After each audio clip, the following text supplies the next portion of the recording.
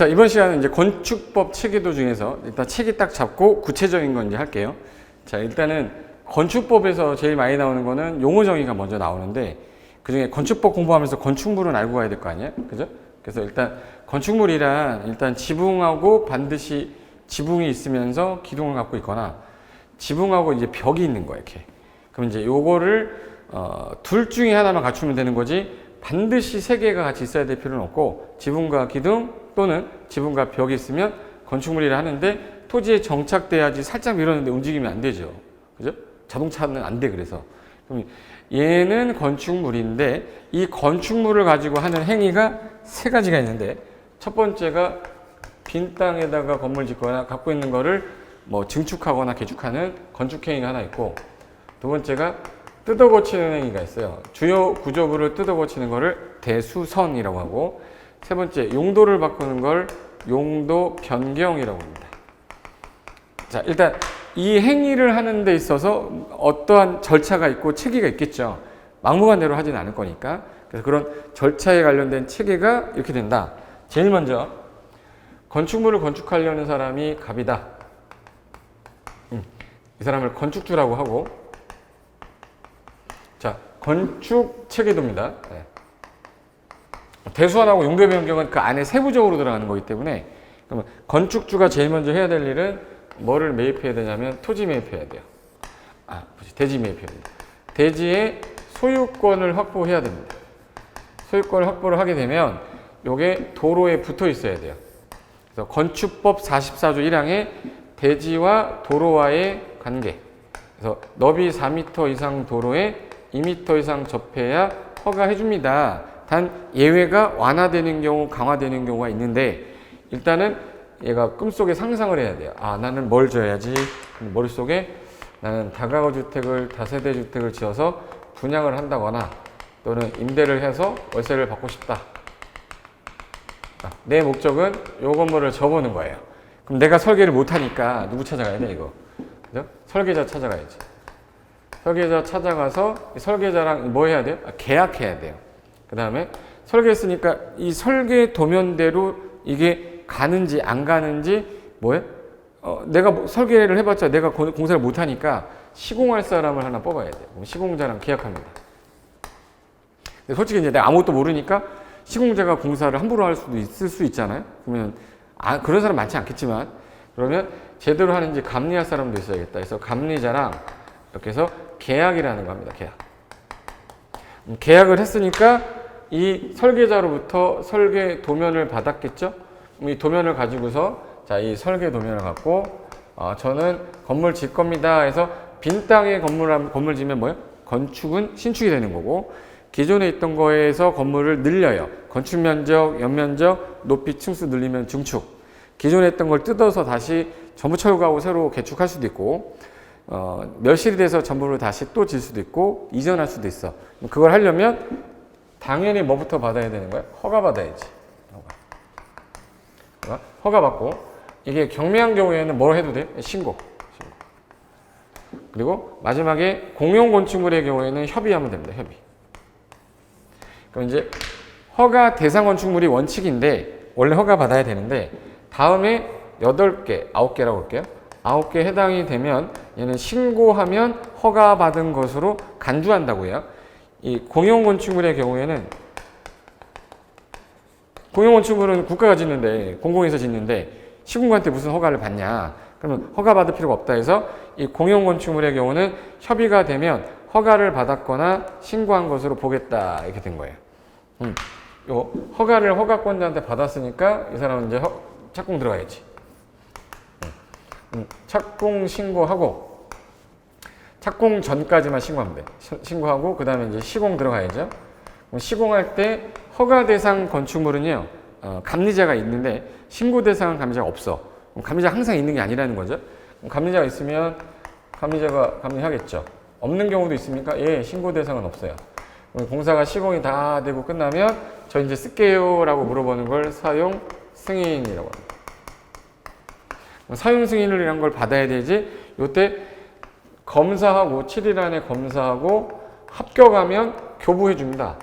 이 교부받은 사용 승인 필증을 갖고 건축물 대장에 기재하는 거예요. 그럼 대장에다가 이제 뭐 다세대다 그러면 다세대, 다가구는 다가구 주택 이렇게 기재되겠죠. 그리고 나서 다가구인데 누구 거야? 소유권자 넣어야 되죠. 그래서 등기할 때 처음 하는 등기 우리 뭐라고 그러죠? 보존 등기라고 그래요. 이걸 소유권 보존 등기. 소유권 보존 등기 하면 되고, 그 다음에 사용 승인 받았으니까 이제 유지하고 관리하다가 중간에 나는 조금 이거를 바꾸고 싶어. 그럼 용도 변경이라는 게 나오고, 용도 변경이라는 거는 건축물 대장에 기재되어 있는 사항 중에 좀 약간 센 거로 용도를 바꾸면 허가를 받아라. 좀 약한 거로 가는 경우에는 신고해라. 똑같은 군 안에 있는 것들은 기재 사항만 변경 신청해라. 단 근생끼리는 안 해도 됩니다. 기재 변경도. 그리고 유지 관리하다가 나중에 철거 등 하겠죠. 근데 여기서 난 리모델링을 할래. 리모델링은 증대개라고 해서 증축하거나 개축하거나 대수선하는 거. 요거는 이제 리모델링이라고 그래요. 노후화되는 걸 억제하고 기능 향상하려고 하는 거. 이 순서로 가는데 이 협의 대상 건축물은요. 허가 신고도 안 받고 나중에 사용 승인도 안 받고 유지 관리로 바로 가기 때문에 특이한 겁니다. 협의 같은 경우는 허가도 안 받아요. 허가도 안 받고 신고도 안 하고 사용 승인도 안 받는다가 특이한 겁니다. 받고 유지 관리하면 돼요. 이 상태로 해서 이제 가는데 우리가 이제 허가권자가 누구야? 허가권자 원칙이 누구냐? 우리 공부했던 거 원칙이 여기는 특시 군 구청장인데 예외가 해당 지역 내 특별시 광역시에서 21층 이상이거나 연면적 합계가 얼마? 10만. 그래서 특별시하고 광역시에서 21층 이상이거나 연면적 합계가 10만 제곱미터 이상이면 특광이 직접 하는데 이 허가권자에 없는 사람 그러면 도지사가 없다고 그래서 도지사는 사전 승인권자다라고 했었어요. 그래서 이게 공부가 안 된 사람은 이걸 봐도 이해가 안 되는 거예요. 제가 체계도 강의 들으려면 한 바퀴 기본 이론 최소한 돌아야지 잘 들린다고 했잖아요. 그래서 지금 하는 거가 처음 듣는 사람은 뭐야? 이럴 수 있어요. 그래서 우리 한 바퀴 이상을 도신 분들이죠, 지금. 혹시 안 보셨으면 끊으세요. 보지 마. 그리고 자기가 한 바퀴 공부 더 하고 오셔야 돼요. 그럼 사전 승인이라는 건 시장 군수가 허가를 하려고 하는데 해당 경기도에서 강원도에서 21층 이상 또는 10만 제곱미터 이상 자연환경 수질 보호를 위해서 지정 공고했는데 3층 이상이거나 또는 연면적 합계가 1000 이상의 위락 숙박 시설이면 사전 승인 받아야 되고 주교 위수 주거환경하고 교육환경을 위해 지정 공고한 지역에 위락 시설하고 숙박 시설을 건축하고자 할 때는 사전 승인 받아라 해서 요 4가지. 그리고 이 허가권자야 허가하면 안 돼라고 허가 제한이라고 했어요. 허가 제한은 윗사람이어야 되죠. 허가권자보다 높은 사람이니까 누가? 국장이 하는 경우도 있고 특광도지사가 하는 경우가 있어요. 특광도지사. 국장은 밑에 있는 허가권자 전체를 제한하되 국토관리상 또는 주무부 장관의 요청에 따라 특광도지사는 해당 지역계획이나 도시군 계획상 여기 계획 짜고 있는데 개발하면 안 될 것 같아서 밑에 있는 시군구를 제한할 수 있다. 단 제한기간이 제일 많이 나왔어요. 원칙이 2년인데 부득이한 경우 1회 안에 1년 연장할 수는 있다 해서 제한기간 여기 많이 나왔었습니다. 그리고 특광도지사는 시군구 허가를 제한하면 지체 없이 보고드리고 그 보고한 내용이 너무 지나치다 그러면 해제 명할 수 있다 이렇게 됐어요. 요게 이제 허가권자, 허가 제한권자, 사전 승인권자에서 요게 나눠지는 거라서 권한자 나오면 요거밖에 없어요. 건축법은 이게 권한자 전부예요. 그 다음에 신고사유 8개는 9개는 암기해야 돼요. 암기해야 되고 그리고 착공신고 전에 공법에서 취소 사유 나오면 다 취소할 수 있다는데 건축법의 3개, 농지법의 하나가 반드시 취소 사유예요. 그 중에 오늘 3개가 건축법에 나오는데 허가받고 2년 안에 착공해야 되는데 안 하게 됐다. 반드시 허가를 취소하여야 한다.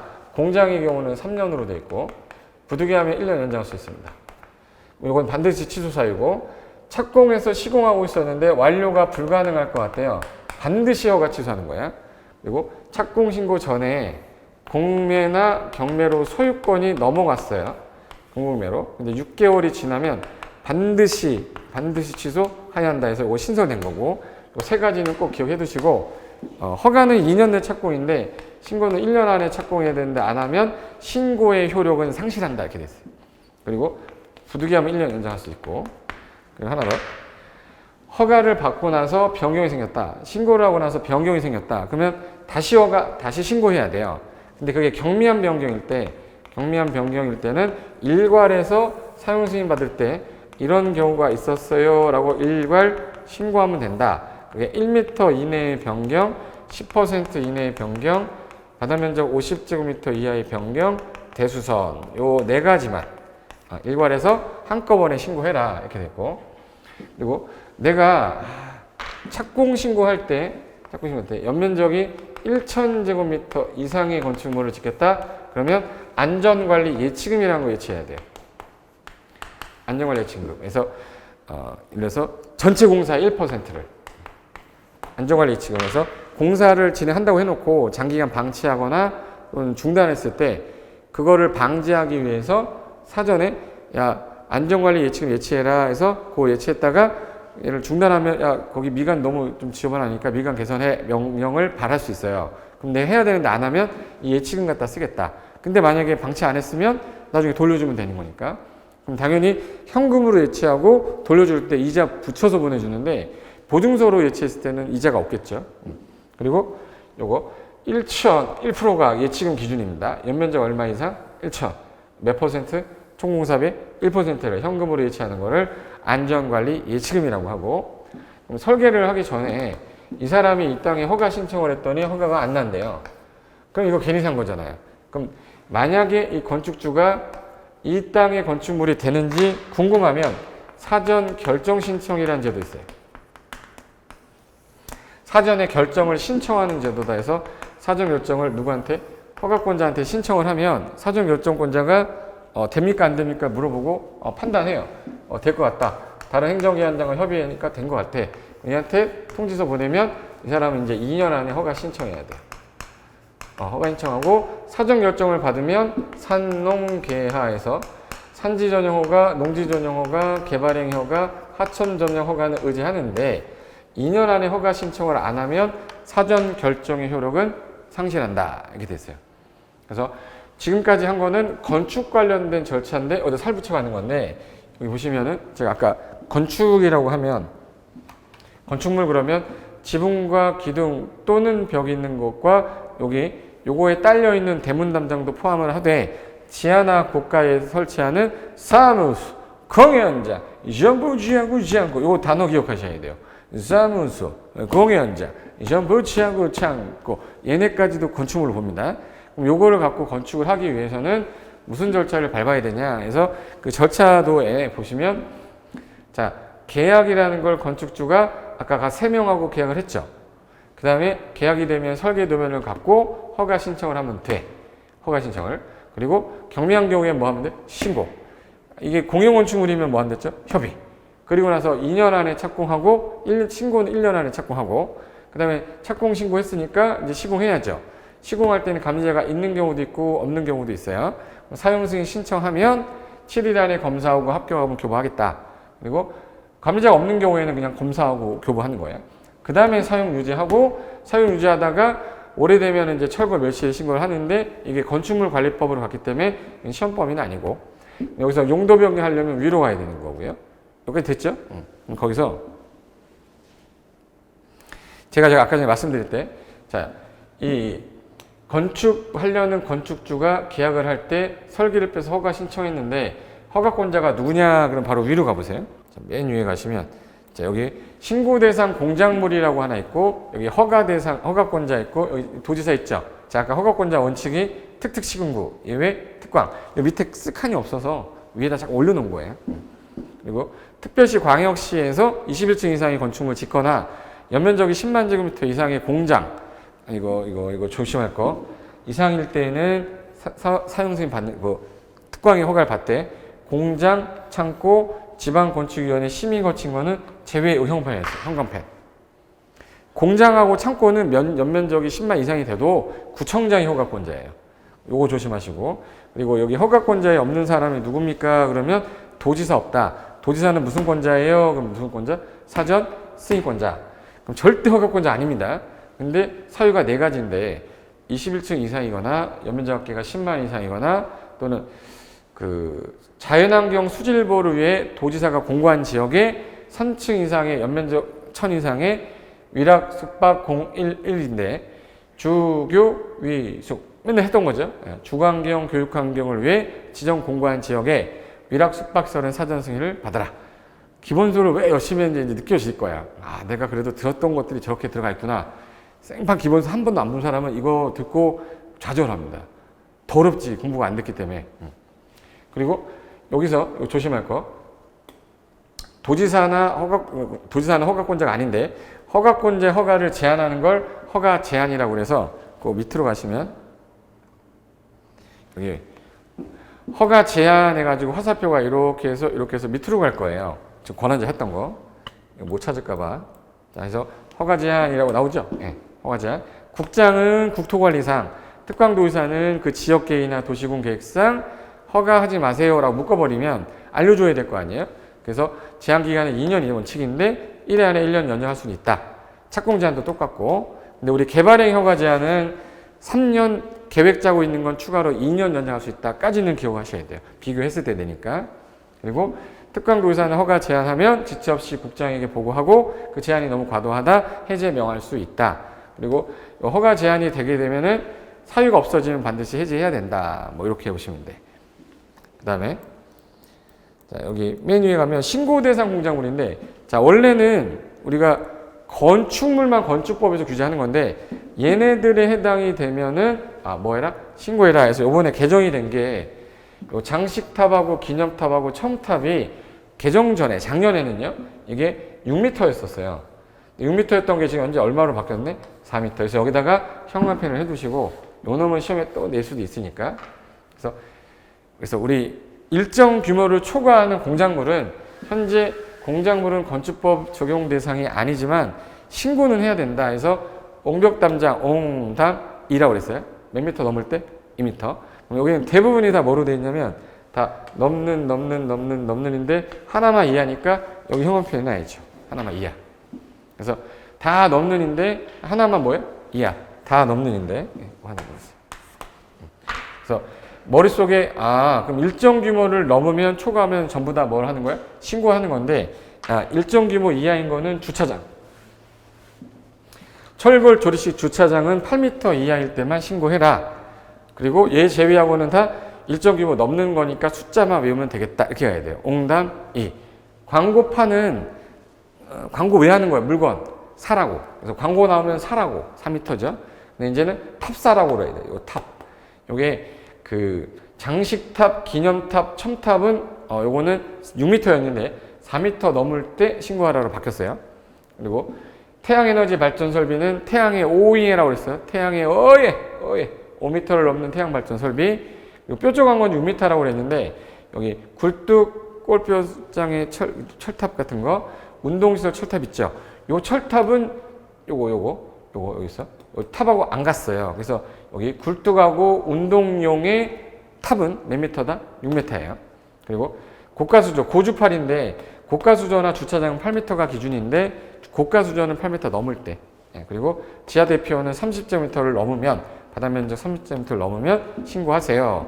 그리고 제조 저장 유의시설은 조례가 정하는 거니까 얘는 안 해도 됩니다. 얘는 외우지 않으셔도 돼. 그럼 일단 신고 대상 공작물은 옹담 2. 광고는 탑사라고. 탑하고 4m. 그리고 뾰족한 거 6m. 태양의 오해, 태양에너지 발전 5m. 고주팔인데 주차장만 8m 이하고 고주팔인데 고가수준 8m를 넘을 때. 지하 대표는 얼마 넘을 때? 30 넘을 때. 이게 신고 대상 공작물이다. 밑으로 가볼게요. 밑으로 가시면 참고로 정리라는 건 잘 나온 건 아닌데 분쟁조정위원회가 작년에 나왔기 때문에 올해는 안 나올 것 같고요. 건축위원회도 열심히 공부할 필요 없어요. 그리고 특별건축구역은 지정권자가 특이하게 시도지사가 있다는 거. 전국 대상이면 국장만 지정해야 되는데 시도지사 껴있다는 거. 그리고 건축협정이나 결합건축 둘 중에 하나는 나올 수가 있을 것 같아서 나중에 정리 한번 해놔라 해서 체크는 여기다 하세요. 협정하고 결합에다가 이건 나중에 한번 공부를 따로 요약집 들어갈 때 제가 자세하게 할 테니까. 됐어요. 여기까지. 그 다음에 단수 남기해야 되는 거, 우리 손바닥에 써가야 되는 거 있는데, 손바닥에 써가는 거. 자, 구조안전 확인 대상이 있고, 여기서 설계자가 구조안전 확인한 서류를 건축주한테 줘서 건축주가 착공할 때 서류 내야 되는 게 있어요. 하도 지진 때문에 위험해서 요거 22, 13, 9, 10 지문 선특주. 그래서 제가 손바닥에 쓰라고 했던 거 기억나시죠? 요게 2층 이상, 연면적 200제곱미터 이상, 높이 13m 이상, 처마 높이 9m 이상, 기둥 거리 10m 이상, 지진구역, 문화유산 3m 이상 돌출되는 경우, 특수구조, 주택, 모든 주택은 구조안전 서류 제출해라 해서 이거 단수 남기할 때 한번 했던 거죠. 그래서 나중에 책에도 보면서 상기시키라고 제가 넣어놓은 거예요. 그 다음에 구조기술사 협력 대상은 좀 큰 거죠. 그래서 6특 다준 필지에서 6층 이상 특수구조, 다중이용, 준다중이용, 지진구역인데 최근에 개정돼서 여기에 필지, 3필지 3층 이상의 필로티 구조가 추가됐어요. 그래서 3필지로 기억해 두시면 돼. 6특 다준 3필지예요. 6층 이상 특수구조, 다중, 준다중, 3층 이상의 필로티 구조 건축물, 지진구역 안에 있는 건축물은 구조기술사한테 가서 협력받아 오세요. 그래서 이거는 단수 남기할 때 쓰는 겁니다. 그리고 제가 아까 이 땅에 건물이 되는지 궁금하다라고 물어보는 걸 사전 결정 신청 제도라고 해서 이 앞에다 썼던 거. 그럼 입지나 규모가 사전에 되는지 좀 알려주세요. 그럼 여기 허가 신청하기 전에 건축 가능 여부를 사전에 허가권자한테 물어보는 거야. 그걸 사전 결정 신청 제도라고 그래요. 그러면 요 신청할 때 교통 영향 평가랑 그리고 관련된 심의 같이 신청 안 하면 2번, 3번을 가야 돼요. 그래서 교통 영향 평가 등을 동시 신청 가능하다는데 불가능하다로 나왔었어요. 그 다음에 결정이 됐어요. 협의가 다 됐으면 인허가 의제가 되는 게 산농개하에서 산지전용, 농지전용, 개발행위, 하천점의 허가는 받는데 이거를 감정평가사 시험에서 도로점용 허가를 넣어서 쓰겠었어요. 다음 중 의제되는 거 아닌 거. 그래서 답이 도로점용 허가가 답이었다. 그리고 통지받고 몇 년 안에 아까 허가 신청해야 되죠? 2년. 안 하면 효력을 상실한다. 요거까지는 기억하셔야 되고, 협정이라는 거는 조그만 땅을 가진 사람들 여러 명이 모여서 협정을 하게 되면 건축 관련 규정을 조금 완화 배제를 좀 해서 건축을 좀 많이 할 수 있게 효율적에서 큰 개발을 유도하려고 만든 게 건축 협정 제도예요. 그리고 토지 건축물 지상권자 전원 합의가 있어야 되는 게 협정인데 이건 지역이 잘 나와.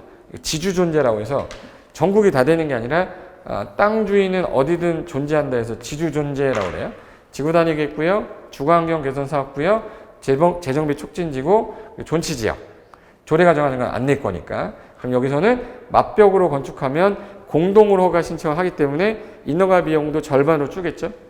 그리고 행위자 완화 또는 통합 적용하려고 한 게 협정 제도인데 전원의 합의가 있어야 된다. 그 땅이 어디야? 그러면 지주 존재인데 주거환경 개선구역은 있는데 위에다가 재개발 재건축 없다 이렇게 써놓는 게 좀 낫겠죠. 주거환경 개선사업구역은 협정이 할 수 있는데 재개발 재건축은 조합이 협정해서 하고 있잖아. 그러니까 재개발 재건축은 협정의 개념이 의미가 없는 거예요. 여기까지. 그 다음에 높이 제한은 잘 나오진 않거든요. 근데 최고 높이 제한이라는 거를 허가권자가 가로구역 단위로 지정하면 특별시 광역시만 조례로 따로 정할 수 있다. 그리고 가로구역을 정해놓고 최고 높이 얼마야 해놨는데 그 안에서도 건물의 용도에 따라 다르게 정할 수는 있는데 다르게 정할 수 없다라고 한번 나왔어요. 그래서 그 지문이고. 그리고 1조 높이 제한이 있고 공동주택의 1조 제한이 있는데 1조란 말은 햇빛을 받는 양이라 주거지역을 대상으로 하는데 전 1준 중에 준주거는 상업기능 있잖아요. 상업기능 빼고 전용주거, 일반주거에서 전용주거, 일반주거 안에 모든 건물은 정북 방향에서 일정 거리를 띄어 건축을 하세요. 그 뛰는 거리는 9m 이하까지는 1.5를 뛰고 9m를 넘는 부분부터는 2분의 1 H만큼 뛰세요 라고 하는 겁니다. 지금 제가 책에도 강의하는 거 처음에는 1배속입니다. 근데 기본서 보고 요약집 보다 보면은 어느 순간 좀 알게 잘 들려요. 그러면 이제 1.5배속입니다. 그 다음에 세 번째 할 때는 2배속을 해도 4시간 만에 다 끝나니까 연습을 해두시는 거야. 제가 여기다가 다 쓸 수 없어서 설명을 다 하는 거니까 제 말을 들어야 되거든요. 그 다음에 공동주택에 대한 일조 제한은 딱 두 가지를 빼고 다 받아요. 아파트는. 그래서 중심상업하고 일반상업을 제외한 지역에 공동주택이 받는 건데 이 땅이 중심상업, 일반상업이 아닌 지역에서만 여기는 적용을 안 해요. 그러니까 중심상업, 일반상업 제외한 지역에 공동주택을 지면 동간거리를 일정 거리 띄어라, 높이의 절반 띄어라, 그리고 벽면이 볼 때 측벽이 마주 볼 때는 8m였더라, 측벽과 측벽은 4m였더라. 이게 공동주택 일조 제한인데 중요한 게 중심상업은 안 받아요. 타워팰리스가 이렇게 높은데 옆에 있는 건물이 일정 거리를 뛰면 이게 떨어져 있어야 되잖아요. 근데 일정 거리를 안 뛰어요. 공동주택인데 그게 일반 상업지역이에요. 일반 상업지역이라 일조 제한 안 받아서 이렇게 된 거예요. 이게 높이 제한이고, 그 다음에 대수선이라고 나올 거예요. 대수선. 자, 여기 대수선. 그 다음에 용도 변경 해 있죠. 자, 이미 건축물이 있는데 건축물의 주요 구조부를 그러면 건물의 내력벽, 바닥, 보, 기둥부터 써야죠. 내기, 바보지, 주, 그러죠? 내기하면 바보지, 그렇죠? 그래서 내력벽, 기둥, 바닥, 보, 지붕틀, 주계단을 증설 해체하거나 수선 변경하는 행위로 요거 하려면 허가 받으셔야 되고, 건축도 허가 받으랬죠? 근데 용도 변경은 위로 가면 허가고 밑으로 가면 신고고, 같은 군안에서는 기재 변경 신청이라 항상 건축가 대선은 허가 받아라. 경미한 경우에는 신고하면 된다. 그리고 대선할 때 요거 내기바보지주 할 때 여기 건축 대선은 특특시군구의 허가를 받는 건데 1번부터 6번까지 보시면 1번부터 4번까지 여기는 이제 증설해체, 증설해체, 증설해체, 증설해체, 증설해체, 증설해체. 증설해체란 표현 들어가면 무조건 다 대손이에요. 그런데 증설해체를 지우고 다른 걸 해볼게요. 여기 수선 변경 해볼까? 수선 변경, 수선 변경, 수선 변경, 수선 변경. 다 수선 변경 있네. 근데 수선 변경. 수선 변경 앞에 특이한 게 있어요. 30 이상 수선, 3개 이상 수선인데 얘는 숫자가 없고 여기도 30 이상 있어. 그러면 숫자랑 아무 상관없이 증설해체되면 대손이에요. 주요 구조부. 근데 수선 변경할 때는 몇 제곱미터 이상, 내력벽의 벽면적 30제곱미터 이상, 몇 개 이상의 수선이요? 3개. 근데 방화벽하고 방화구획을 위한 바닥벽을 증설해체 수선 변경은 숫자가 없죠. 그리고 주계단, 피난계단, 특도 피난계단도 증설해체 수선 변경 숫자가 없죠. 이걸 줄여서 방방계단이라고 해요. 방방계단은 건드리면 대손입니다. 증설하든 수선하든 해체하든 변경하든. 그리고 다가구 주택하고 다세대 주택, 우리 여러 세대 살고 여러 가구 사는데 경계벽을 증설 해체했다. 이건 세대수 늘었다 줄었다 하는 거니까 건드리면 증설하든 해체하든 수선할 숫자 없죠. 그럼 얘도 건드리면 대손이네. 그죠? 그래서 이제부터 주요 구조부를 증설 해체했다란 말이 나오면 개수 상관없이 대손인데 수선 변경할 때는 3개, 30 이상, 그리고 다가구 다세대는 다중택 빼고 가세라고 할게요. 요거랑 방방계단은 건드리면 대손이다 해서 요 세 줄 기억하면 얘 끝나는 거예요. 그래서 정리 한번 해보자.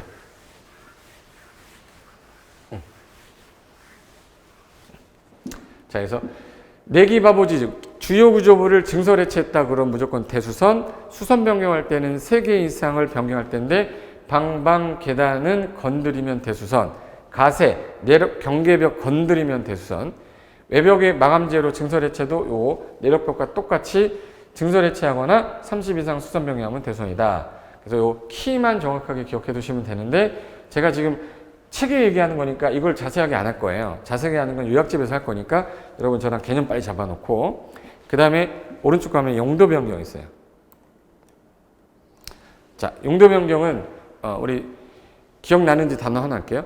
판운숙이라는 애가 있었는데 운숙이 동생이 영교였다고 그랬어요. 영교인데 남편 판운숙 남편은 문종관인데 그 판운숙이라는 기아자동차 영업사원 동생이 영교인데 영교가 자산 전문가였어요. 자산 전문가 영교가 누나가 K9 새로 나왔다고 타고 가다가 죽었다고 그랬죠. 그래서 자산 전문가 영교가 금방 죽었다. 그래서 문종관이 이제 매형이잖아요. 매형이 너무 슬퍼서 술을 너무 많이 먹은 거야. 그래서 문종관이 술 너무 많이 먹어서 뭐가 아파서 그랬지? 위가 아파. 누구 찾아간다고 그랬지? 의대 교수, 노 교수. 야! 오랜만이다. 그랬어요. 기억하시는지 모르겠네. 자, 일단 영교 직업이 뭐였어요? 자산 전문가. 영교가 금방 죽었다. 자산 전문 영교 근주그. 이 순서는 기억하셔야 되고, 가장 강한 군에서 낮은 군 순서로 돼 있다. 위로 가게 되면 허가, 밑으로 가면 신고, 같은 군 안에서는 기재 변경 신청인데 근린생활시설끼리는 기재 변경 신청하지 않는다. 시험에 제일 잘 나오는 건 4, 5, 6인데 영업사원 여자의 이름이 뭐였어요? 문종관. 문종관인 뭐 여자 판운숙이지.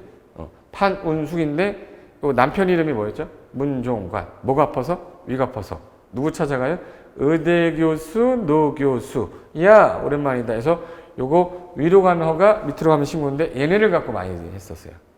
그리고 근린생활시설은 1종, 2종밖에 없기 때문에 쉬운데 주거 업무, 주거면 단독주택, 공동주택, 업무, 교정군사. 그 밖에 있어서는 요거 동식물 관련설이 제일 약해요. 그래서 동식물 관련설. 그리고 전기통신 그러면 방송통신하고 발전. 요 7개 못 외우겠다 그러면 모르겠으면 다 산업도 이렇게 하시면 돼. 안 외워도 돼요. 자동차 관련 시설군에는 자동차 관련 시설만 있다. 그래서 자산 전문 영교 근주구 그리고 요 두 가지 영업사원은 판운숙, 문종관, 위가 아파서 의대 교수, 노 교수. 야, 오랜만이다. 위로 가면 허가다, 밑으로 가면 신고한다는데 제가 이거 빨리 한 이유가 기존에 우리 3번이나 했잖아. 근데 지금 내가 처음 하는 거라고 하면 이 공부를 하시면 안 되고 기본서나 요약집을 보고 하셔야 돼요. 저는 이미 공부된 사람을 대상으로 강의를 하고 있는 거기 때문에 요거 하다가 이해 안 되면 그 부분 보고 오셔야 돼요. 그래야 책에도 볼 수 있습니다. 그리고 얘가 바닥 면적이 500 이상의 변경이면 이거 너무 크다. 그리고 위로 가는 게 위험한 거죠. 그래서 허가 사유인데 500 이상이면 건축사만 서기해야 돼요.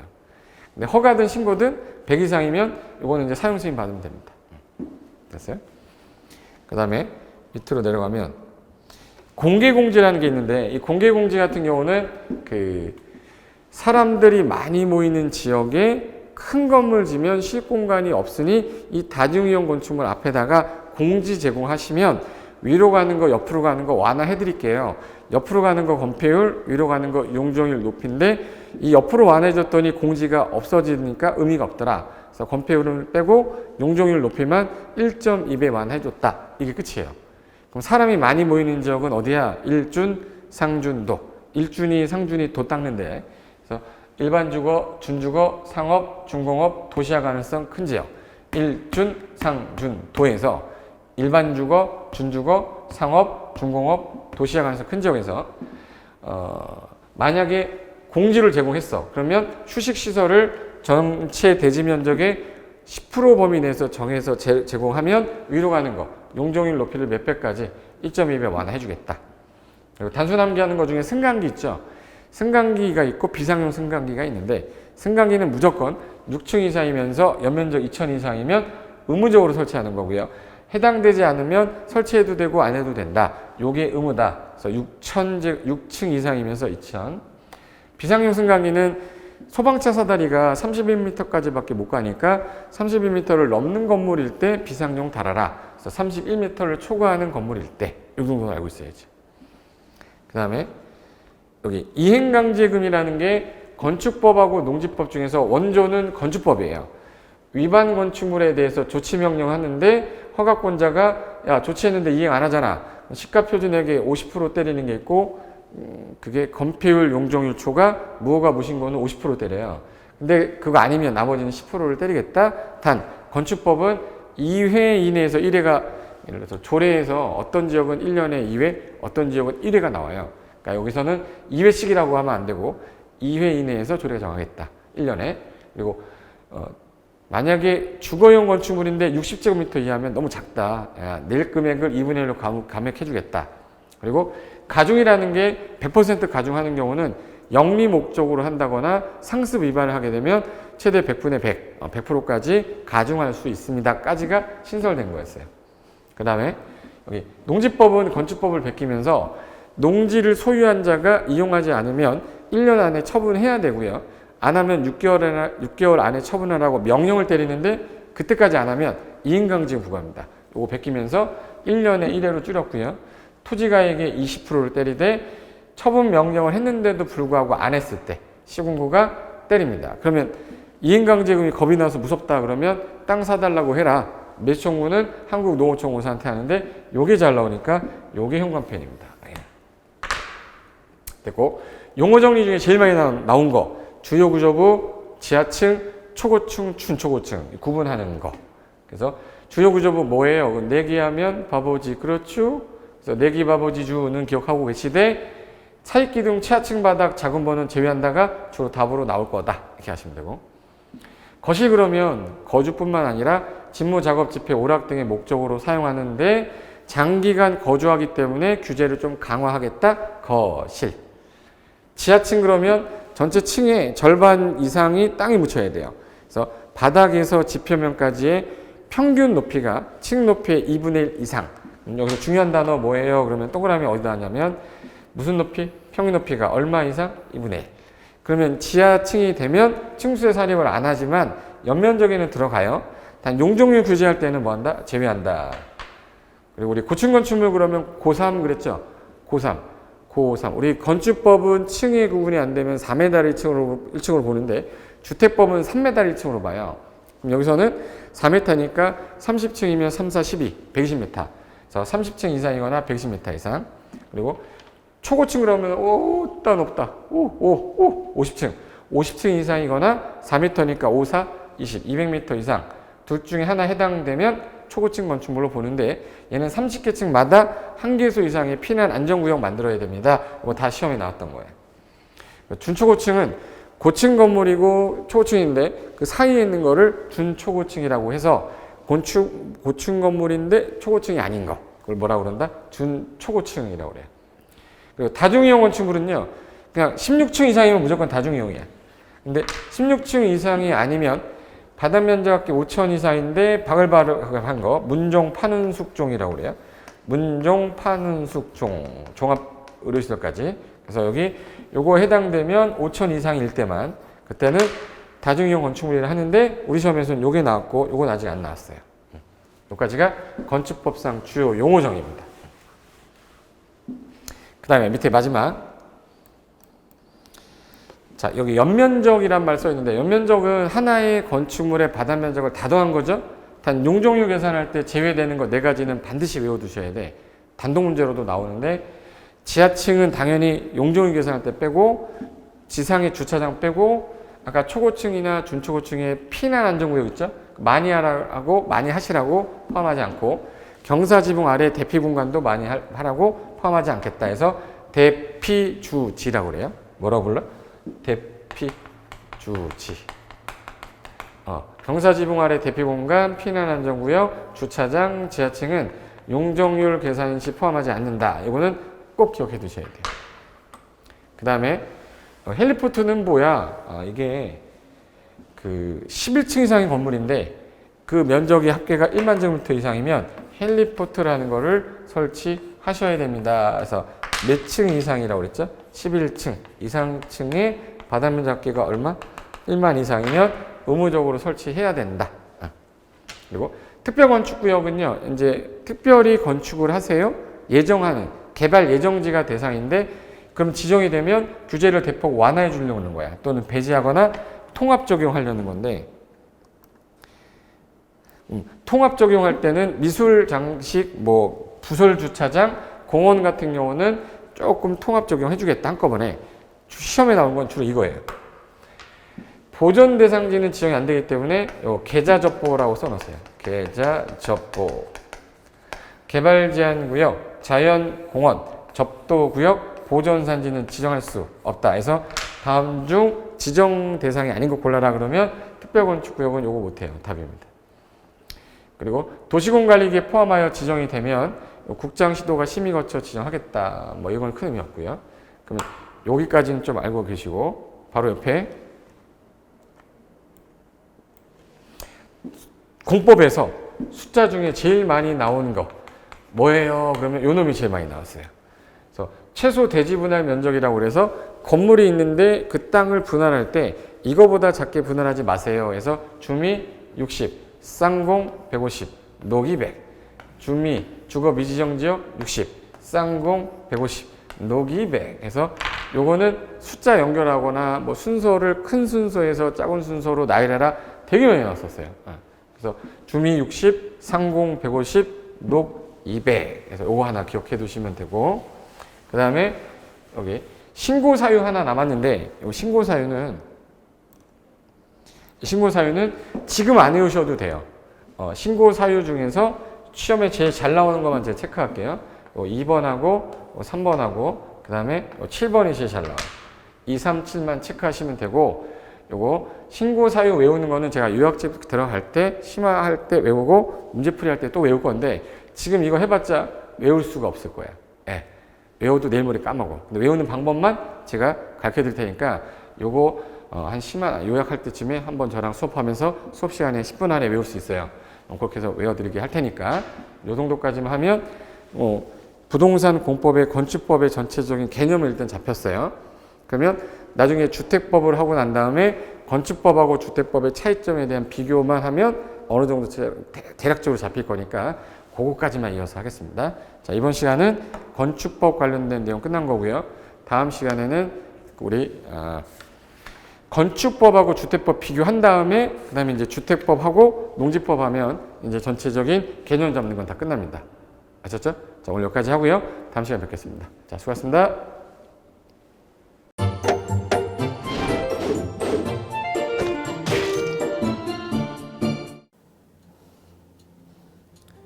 안녕하세요.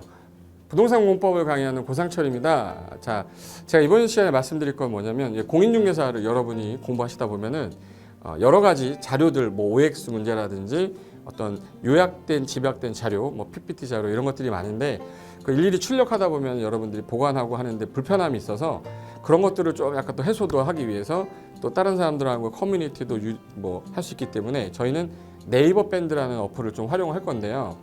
그 네이버 밴드에다가 자료를 올려놓은 거를 내가 다운을 받고 내가 보는 방법에 대해서 알려드릴 테니까 이 부분에 대해서 제가 시작하는 거 똑같이 따라 하시면 설치부터 사용 방법까지 말씀드릴 테니까 그대로 따라오시면 됩니다.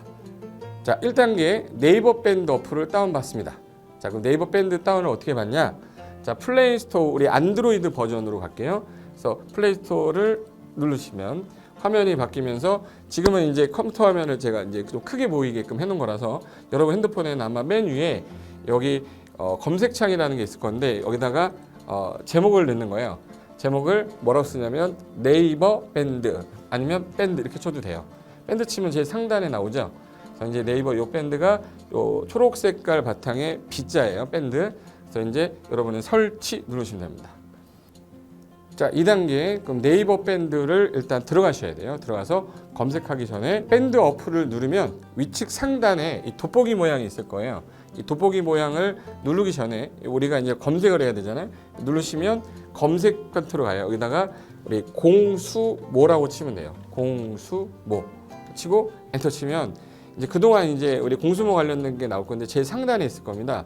그래서 여기 네이버 33개가 밴드가 나왔는데 그 중에 여기가 1등이죠. 자, 그럼 이제 3단계 해당 공수모 밴드로 들어갔습니다. 그럼 들어가시게 되면 가장 첫 화면에 공인중개사 수험생 모임이거든요. 원래 그 수험생들만 위한 모임이기 때문에 시험 정보하고요.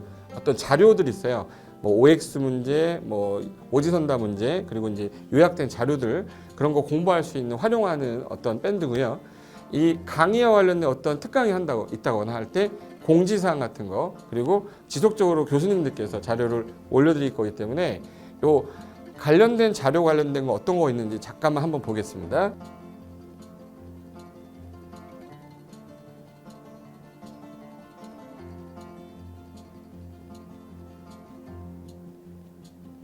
자, 그러면 4단계로 갈게요. 또 다른 꿀팁 하나 말씀드리겠습니다. 모바일 1일 학습이라는 건데 핸드폰으로도 내가 하루에 짬을 내는 시간, 예를 들어서 전철을 타거나 버스를 탄다거나 화장실을 간다거나 할 때 1일 그 공부 학습 방법을 알려드릴 건데요. 맨 화면에서 메인 화면에서 위로 좀 올라가면은 모바일 1일 학습이라고 나올 거예요. 여기 있습니다. 모바일 1일 학습이라고 해서 시험 과목에 따른 문제가 나올 거예요. 그러면 여기를 올리시면은 여러분이 이제 그 시간 안에 이 문제에 대한 것을 읽어본 다음에 여기서 정답과 해설은 바로 보여지면 이거는 암기가 돼버리기 때문에 정답 해설은 맨 밑에 안 보이게 숨겨놨어요. 그래서 현재 밑으로 쭉 내리면 인지에 가서 쭉 내리면 요때 답이 나와요. 댓글이라는 게 있어요. 내가 쓴 거는 내가 확인할 수 있잖아요. 그래서 요 댓글 표시 보시면은 이런 거는 표정 좋아요 한번 눌러주는 거예요. 예. 그럼 여기서 내가 좋아요 그러면서 뭐 선생님 사랑해요 해도 되고 좋아요 이런 거 눌러주신 다음에 그 다음에 밑으로 가면 이제 댓글을 쓸 수 있어요. 그래서 정말 궁금한 부분에 대해서 댓글 남겨주시면 확인이 되는 경우에 바로 답글을 올릴 수 있게끔 실시간으로 할 수 있을 것 같습니다. 자, 지금까지 과정과 같이 공수모 밴드예요. 공인중개사 수험생 모임 밴드를 줄여서 우리 공수모 밴드라고 하는데 이렇게 가입하시면 여러 가지 자료들 업데이트되는 거 개정되는 부분 신속하게 받아들일 수 있기 때문에 아마 여러분 학습하는데 도움이 많이 될 겁니다. 그래서 꼭 가입하셔서 좋은 자료도 받고 매일매일 학습하시면서 도움 되셨으면 좋겠고요. 자, 여러분의 합격을 진심으로 기원하겠습니다.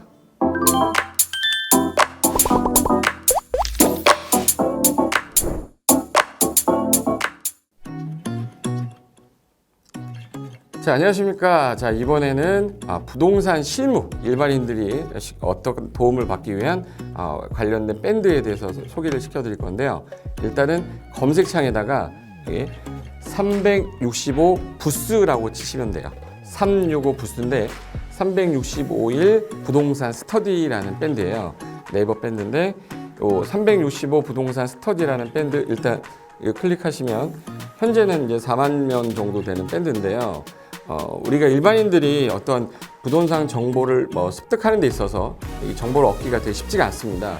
내가 어딘가를 찾아본다고 해서 잘 찾을 수 있는 것도 아니고 어떤 전문가들이 하는 말들이 이 친밀성이 있는 건지 아닌지에 대해서도 우리가 잘 믿을 수가 없는 거기 때문에 그런 정보를 그래도 좀 손쉽게 찾아볼 수 있게끔 저희 이제 이 밴드에 구성된 전문가들이 정보를 좀 제공해 주는 거기 때문에 아마 유용하게 활용할 수 있을 거고요.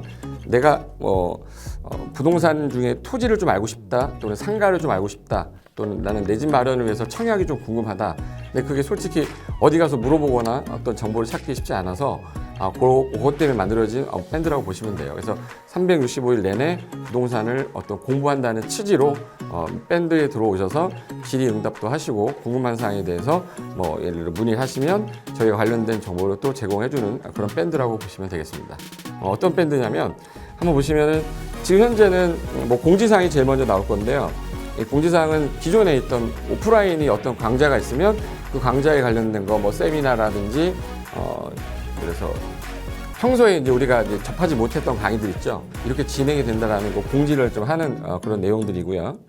하나 좀 더 올리면 자 이제 우리 교수님이에요. 교수님 중에 상가 교수님이 최근에 예를 들어서 법이 바뀌었어요. 법이 바뀌게 되면 최근에 바뀐 법이 이러한 바뀐 법이 있으니 중개업을 한다거나 투자를 할 때 좀 유의해서 알아보시면 좋겠습니다라는 거를 올려놓을 거예요. 기존에 올려놓은 자료가 있으면 또 찾아보시면 되는 거니까 이렇게 해서 계속 밴드에서 소식을 받으시면 실전에 굉장히 도움을 많이 받을 거라고 예상합니다. 부동산 관련된 내용 중에서 하나 더 보시면 이제 랜드프로에서 직접 우리 프로그램 만들고 있어요. 그래서 부동산 까발리기, 부동산 부티크 이런 팁이 관련돼서 부동산 팁 있죠. 예를 들어서 청약을 받아야 되냐 말아야 되냐, 지금 강남권 아파트를 투자해야 되냐 말아야 되냐 이런 정보를 쉽게 여러분들이 접하지 못하기 때문에 그런 관련된 것들을 시대에 맞게 흐름에 맞게 부동산 시장이 이제 요동치면 내가 지금 집을 팔아야 되냐 사야 되냐 그런 것들에 대해서 신속하게 정보를 들을 수 있는 밴드니까 시간이 나실 때마다 자주 들어오시고 저도 자주 들어가서 좋은 정보 남겨드릴 테니까 자주 들어오시기 바랍니다. 저는 부동산 공법하고 부동산 토지 투자를 강의하는 고상철이었습니다. 자주 밴드에서 뵙도록 하겠습니다. 자, 수고하셨습니다.